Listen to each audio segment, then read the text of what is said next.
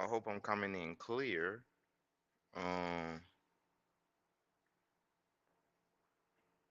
and I hope it's not looking goofy.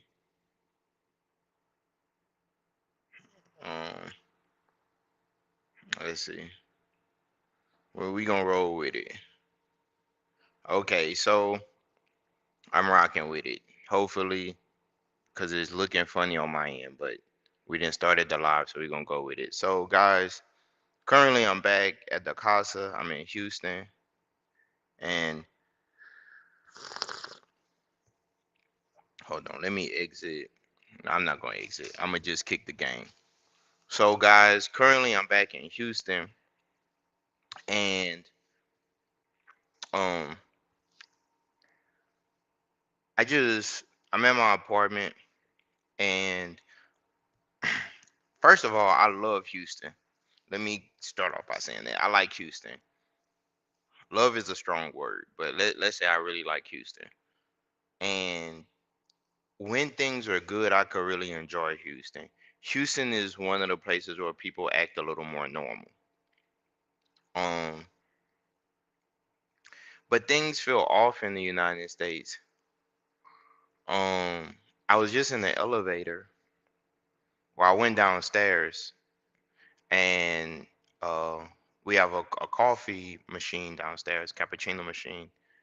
So I went downstairs because I was out of creamer, and I know I could get cream out of the machine. So I got a vanilla shot, and I came back here to my Brazilian coffee, and a lady asked me, she was like dropping off a package. She was like, "Where's the elevator?" I was like, "Oh, the elevator's over here." And she was like, "Oh, okay." She was like, "Can you show me?" So I showed her, and then she told me that she was like, "Man." I started some small talk. I was like, "It's hot out there today, huh?" And she was like, "I guess so." She was like, "I guess I'm used to it." I was like, "I just got back from Atlanta." I'm like, "I was in Atlanta yesterday, and now I'm here." And I was like, when I touched down, I was like, "Man, it's it was really hot." So she was like, "Atlanta?" She was like, "Oh, are you from Atlanta?" I was like, "Nah." I was like, she was like, "Are you visiting?" I said, "No, I live here. This is this is my casa." I was like, "No, I live here." And she's looking at the apartment. I live in what would be considered a luxury apartment. To me, it's not a luxury apartment because it's like I think that, you know, we should all have a standard of living. And the thing about Houston is like for the same price in one area, you could go to another area and have a lower standard of living and pay the same price. So sometimes you gotta, you get what you pay for. So she asked me, she was like, "Oh, what do you do?" Guys, if you've been in America or the United States, you know for certain like that's one of the questions that we get asked within the first 10 minutes of talking to someone. They're going to ask you, hey, what do you do for a living? I was like, "Oh, instead of going down a list of all of the things that I can do, I just list the number one thing I do to make money." I was like, "Oh, I'm a trucker, I drive trucks." And she was like, "Oh, okay." She was like, "Man, it's tough out there." I was like, "Yeah." And then she was doing the gig app. She was doing gig apps. And I was like, "Oh, what's this one?" She was like, "Oh, this one is, I think it's called Ruby or something like that." She was like, "They deliver mail." I never even heard of that. I was like, "Oh, I never even heard of that." And she was like, "Yeah." She was like, "I do it, but it's taking a toll on my car." So I say, "Well, you know, man, we think of solutions." So I'm like, "You ever thought about like renting a car?" And she was like, "No, I never thought about that." I'm like, "Yeah, maybe you should just rent a car and do something else, like, you know, or do multiple apps while renting a car. Don't use your own car, like rent a car. But what's so funny is I was in my apartment and I was sitting back thinking, I was like, man, I was looking at videos of a guy that moved to the Dominican Republic, Republica Dominica. He bought a really nice condo out there for I think 85, $90,000, you know, and he's living a more relaxed life in the Dominican Republic. And for me, guys, I always think about living overseas or living in another living in another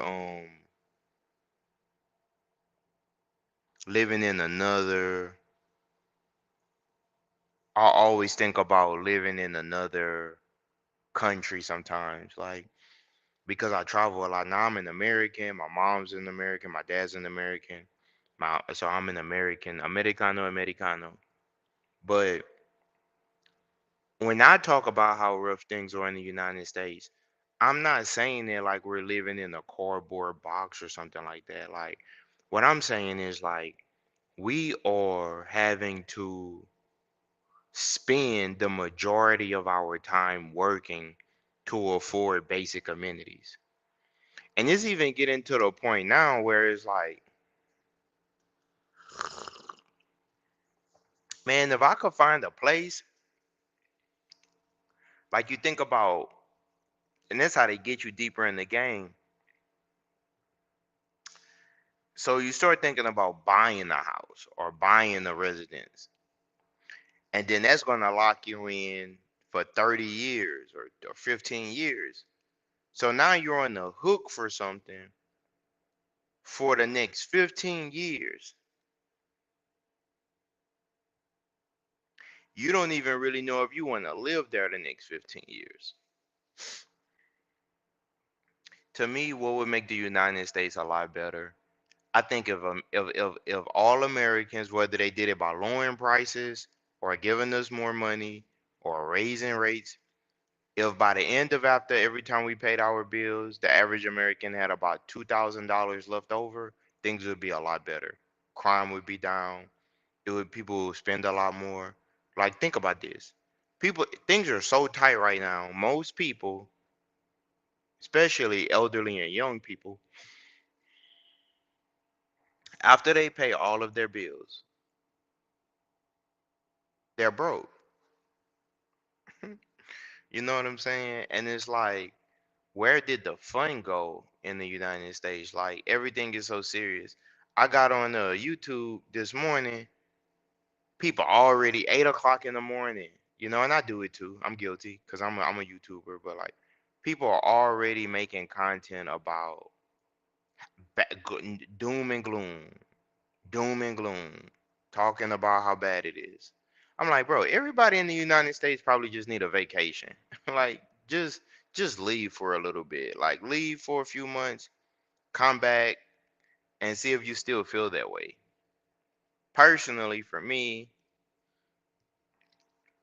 I like to leave the United States if I could every 3 months. Every 3 months, I think you gotta dip out of here because it's so like you here we work so many hours, we working so hard.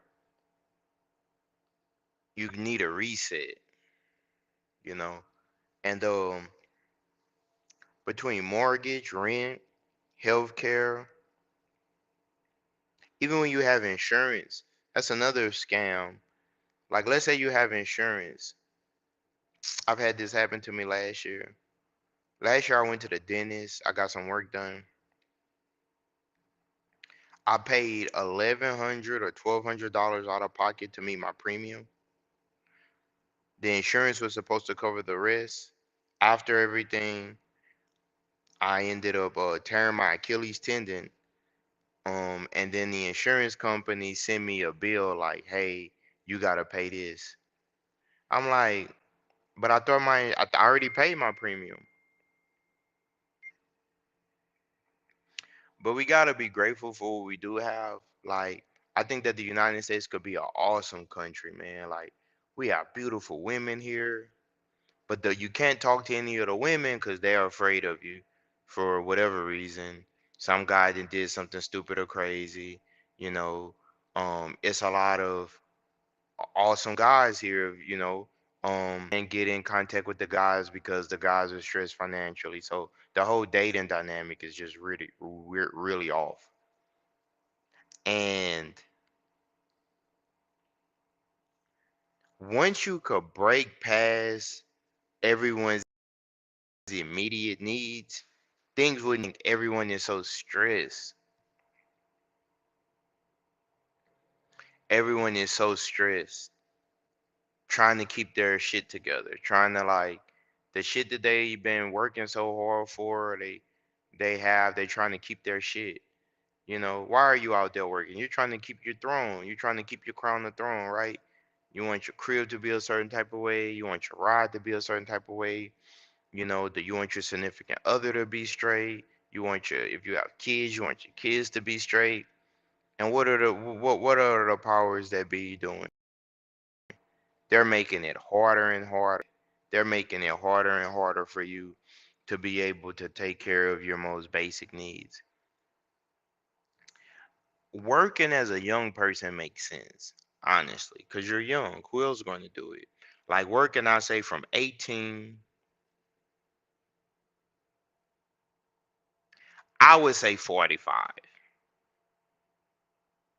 should be like the max cutoff. Like after 45, it should be no more reason to work. If like you got to think about this, or let's say you say 48. So from 18 to 48, that's 30 years, right? What more do you need to do after that? You done enough. You worked enough. You worked hard enough. But what they do, the powers that be, they raise the prices on things. The money that we have now is going to be worth less in the future. Political instability around the world is no place really to run to. Because, yeah, short term, you might move to another country and be like, oh, it's better over here. And then as time passes, that place might become politically unstable. So it's interesting. I asked ChatGPT, I said, hey, for the people that's ruling the world, you know, colonization is over with. Now we have neo-colonialism and stuff like that. I'm like, okay, cool. Now they have control of all the resources, the Western powers. What's the end game? After a while, guys, there's no one left to fight. You fought everyone. You defeated everyone. Even the greatest boxers like Terrence Crawford, Floyd Mayweather had to retire because, like, hey, there's no one left to fight. I beat everyone. I beat everyone there was to beat. That's how I feel like the imperialism is right now with like the world powers. It's like they have successfully colonized, control all of the world. They control the whole world. Yet it's like they're looking for someone else or something else to conquer. And I think that what they're going to end up doing is I think that they're going to turn inwards and fight themselves. They're going to fight each other. And when they say, well, who is they? They are the people that's ruling the world. That's what I'm talking about. The people that's the countries and the regimes that's controlling everything. Because there's no one else left to beat or fight. Then when you get into like the European countries, only European countries have nuclear weapons. None of the brown countries, none of the people, when I mean brown is like none of the countries that would be considered non-white have nuclear arms. The only people with nuclear firearms are the European countries. So okay, that goes back to my point.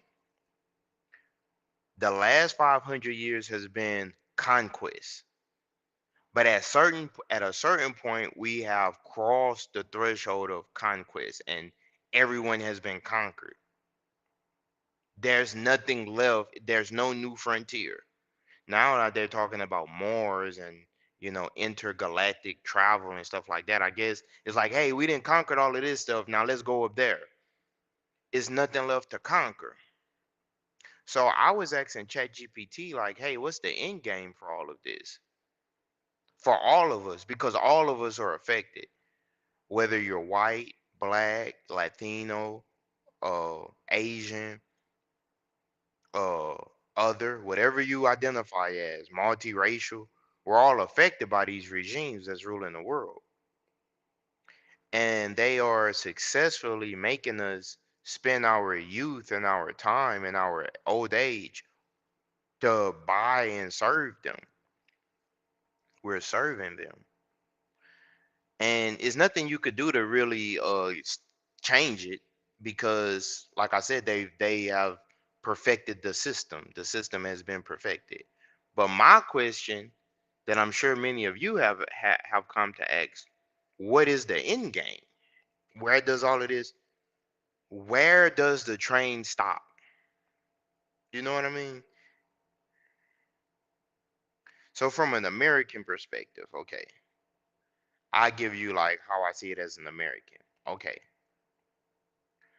First, a new continent was found by Europeans. It wasn't new to other people. Other people had been living there for thousands of years. They know this because of like the Clovis footprints or blowings. So many different tribes whose DNA and bones and like the Amazon rainforest. Like there's so many cultures here. The Olmec, the Mayas, the Aztecs, um the Iroquois, the Cherokee, the Chickaw, the Chickamauga, the the tribes in like Sinaloa and you know for South America, for North America, Canada. So we know it's been people here, traveling here, people been here, right? So this place was discovered by Europeans. Okay, they spent about 150, 200 years conquering it. Okay, now they conquered it. All right, it's been conquered. All right, in Europe, they conquered the rest of Africa. They split up Africa. The scramble for Africa was carved up like a pumpkin, and different European powers took control of it. The so called Middle East was created, and then that was subjugated. Asia was dominated and controlled. For God's sakes, an atomic bomb was dropped on Hiroshima. Okay. So the Europeans, and I give them credit for this, they have successfully colonized the whole planet. That's either true or it's false. All right. So now the question is, what's the end game? Where does the train end? There's no more people to conquer. There's no more land to conquer. What's next? I don't even understand what they're still fighting for. What's left to fight for? You got everything. You got all of the gold, all of the oil, all of the resources. And I'm not talking about the person that lives next door to you. I'm talking about the regimes, the controlling, the elites. So a lot of times when we talk about this, a lot of people they feel as though we're talking about them. We're not talking about you that shop at Walmart or Kroger's or Publix. You're not the people that you're like you're not who we're talking to. We're talking about the real elites, the people that control the financial system, the gold, the people that could press a button and bombs get dropped. That's when we're talking about the elites. That's who we're talking about. Okay. What I'm saying is, guys, there's nothing left to conquer. Honestly, all of the oceans have been subdued. All of the continents have been subdued. All of the people are have been pushed to a breaking point. There's nothing really, if you really just look at it in the 21st century, it's like, okay, what is the end game?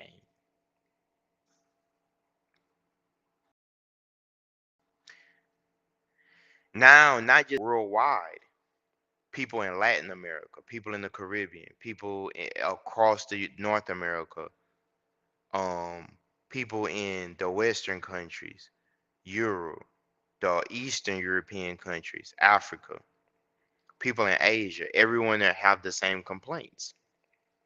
If you really take a step back and look at the algorithms and listen to what people are saying, all of the people are complaining about the same thing. And when they're asking the same question, okay, what is the end game? What is the end game? What is the, let's say we're in check, okay? If you play chess. Okay, so check has been made. Now the question is, can we move out of check? But the end game of chess is checkmate. There's no, you've been captured, is nothing left to fight for. It's over with. So I'm asking, what is the checkmate move? Like, what is the people that's ruling the world? What is the end game? Now, some people say it's robotics. Some people say that the end game is automation, like build enough of automation to where there's just nothing left. It's like we don't even need humans anymore. Uh, People point to like the birth rates, a lot of historical sites and knowledge. I've come to the conclusion there's no reason to argue with anyone really because most people are very ignorant, including me. I don't know half the things that I should know. And if you were honest, you probably don't know half the things that you should know. Why? Because we should all know all things. It should be, as humans, it should be nothing that exists that we don't know everything about, period. Because not knowing it could be detrimental to your life and your health. Information should be freely shared. And especially in my country, we have to pay for information.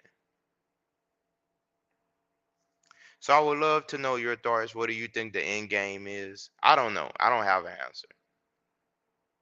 I don't have an answer what the end game is, but I would love to hear what you think. I'm about to enjoy the rest of my day.